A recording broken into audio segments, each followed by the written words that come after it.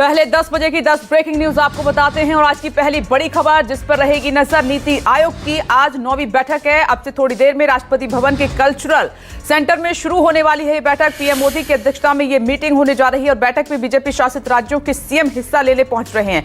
बैठक में विकसित भारत, बिजली, पानी समेत कई मुद्दों पर चर्चा होगी। बता दें कि इंडिया गठबंधन ने इस बैठक का बॉयकॉट किया है और गैर बीजेपी शासित राज्यों के मुख्यमंत्री इस बैठक में शामिल नहीं होंगे। विपक्ष ने बजट में भेदभाव का आरोप लगाते हुए बैठक से किनारा कर लिया। आगे बढ़ते हैं, दूसरी ब्रेकिंग न्यूज का जल्दी से रुख कर लेते हैं। यूपी में जारी सियासी उथल-पुथल के बीच दिल्ली दौरे पर सीएम योगी नीति आयोग की बैठक में होंगे शामिल। बैठक में शामिल होने के लिए यूपी के डिप्टी सीएम केशव प्रसाद मौर्य और डिप्टी सीएम ब्रजेश पाठक भी दिल्ली पहुंचेंगे। सीएम योगी की पीएम मोदी और अमित शाह की मुलाकात कर सकते हैं, उन दोनों की मुलाकात हो सकती है। दिल्ली आने से पहले सीएम योगी ने यूपी में कई बैठकें की। खबर यह भी है कि सीएम योगी बीजेपी के राष्ट्रीय अध्यक्ष जेपी नड्डा से भी मुलाकात कर सकते हैं। आगे बढ़ते हैं, आज बीजेपी शासित राज्यों के मुख्यमंत्रियों की दिल्ली में बैठक है। बैठक में लोकसभा चुनाव के परिणाम की समीक्षा और आगामी विधानसभा चुनावों की रणनीति पर मंथन होगा। पीएम मोदी की अध्यक्षता में यह बैठक होगी। एमपी के मुख्यमंत्री मोहन यादव विभिन्न योजनाओं में प्रदेश की उपलब्धि बताएंगे। मुख्यमंत्री कॉन्क्लेव में सभी मुख्यमंत्रियों से हितग्राहियों से जुड़ी योजनाओं के बारे में फीडबैक लिया जाएगा। इससे पहले नीति आयोग की बैठक में मुख्यमंत्री भाग लेंगे। आगे बढ़ते हैं, चौथी ब्रेकिंग न्यूज है आपकी टीवी स्क्रीन पर। हरियाणा में सुनीता केजरीवाल संभालेंगी आपके कैंपेन की कमान। केजरीवाल की पत्नी सुनीता केजरीवाल आज से हरियाणा में करेंगी चुनावी अभियान का आगाज। 2 दिनों के दौरे में सुनीता केजरीवाल अंबाला, रोहतक और भिवानी में करेंगी प्रचार। और पिछले हफ्ते सुनीता केजरीवाल ने हरियाणा के पंचकुला में एक कार्यक्रम के दौरान केजरीवाल की गारंटी की घोषणा की थी और जमकर केंद्र सरकार और बीजेपी पर निशाना साधा था। अब आगे बढ़ते हैं, 10 बजे की 5वीं ब्रेकिंग न्यूज आपको बताते हैं। अग्निवीरों के लिए बड़ा ऐलान है। यूपी समेत 5 राज्यों ने अग्निवीरों को आरक्षण देने का ऐलान किया। यूपी, एमपी, छत्तीसगढ़, ओडिशा और गुजरात की सरकारों का आरक्षण लागू करने का फैसला हुआ है और ऐलान के तहत अग्निवीरों को यूपी पुलिस और पीएससी बल में मिलेगा वेटेज और राज्य पुलिस बल में 10% आरक्षण और 5 साल उम्र में मिल सकती है छूट। वहीं गुजरात सरकार अग्निवीरों को आर्म्ड पुलिस एसआरपी में भर्ती में आरक्षण देगी। आगे बढ़ते हैं, छठी ब्रेकिंग न्यूज का रुख कर लेते हैं।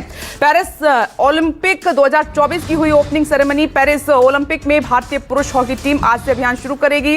भारतीय खिलाड़ी आज 7 खेलों में अपनी किस्मत आजमाएंगे। Badminton, tennis, table tennis, shooting, तीरंदाजी, मुक्केबाजी और रोविंग के होंगे मुकाबले। प्रधानमंत्री नरेंद्र मोदी ने पेरिस ओलंपिक के भारतीय खिलाड़ियों को शुभकामनाएं दी हैं। एक्स पर पोस्ट कर पीएम मोदी ने खिलाड़ियों और देश की शान और सम्मान बताया। ओपनिंग सेरेमनी में पीवी सिंधु और अंशिता शरद कमल ने भारतीय दल का नेतृत्व किया। पेरिस ओलंपिक में भारत ने 117 खिलाड़ियों का दल भेजा है। अब आपकी टीवी स्क्रीन पर 7वीं बड़ी खबर है। उत्तराखंड में बारिश का कहर लगातार जारी है। मूसलाधार बारिश के चलते टिहरी के घनसाली में लैंडस्लाइड हुआ है। भारी बारिश से एक मकान भूस्खलन की चपेट में आ गया।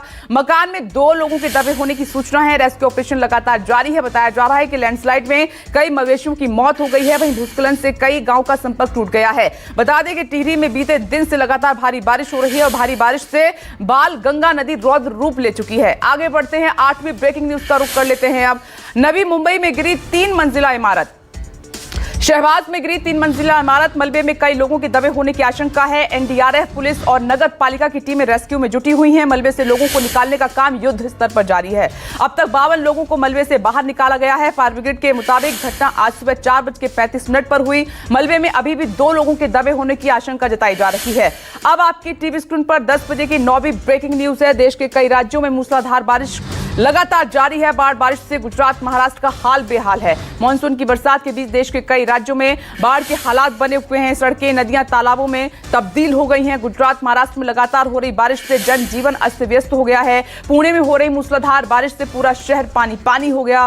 महाराष्ट्र, गोवा, ओडिशा, कर्नाटक और मध्य प्रदेश में भारी बारिश का अलर्ट जारी किया गया है। अब आगे बढ़ते हैं और 10वीं ब्रेकिंग न्यूज का रुख करते हैं। कमला हैरिस ने अमेरिकी राष्ट्रपति चुनाव के लिए अपनी उम्मीदवारी की घोषणा की। अमेरिकी उपराष्ट्रपति कमला हैरिस आधिकारिक तौर पर बनी अमेरिकी राष्ट्रपति पद की उम्मीदवार। कमला हैरिस ने सोशल मीडिया पर लिखा, राष्ट्रपति पद के लिए हर वोट हासिल करने के लिए कड़ी मेहनत करूंगी। नवंबर में हमारा जन संचालित अभियान जीतेगा। हैरिस ने डेमोक्रेटिक पार्टी की जीत का भरोसा जताया है। तो ये है आज की 10 बजे की 10वीं ब्रेकिंग न्यूज आपकी टीवी स्क्रीन पर।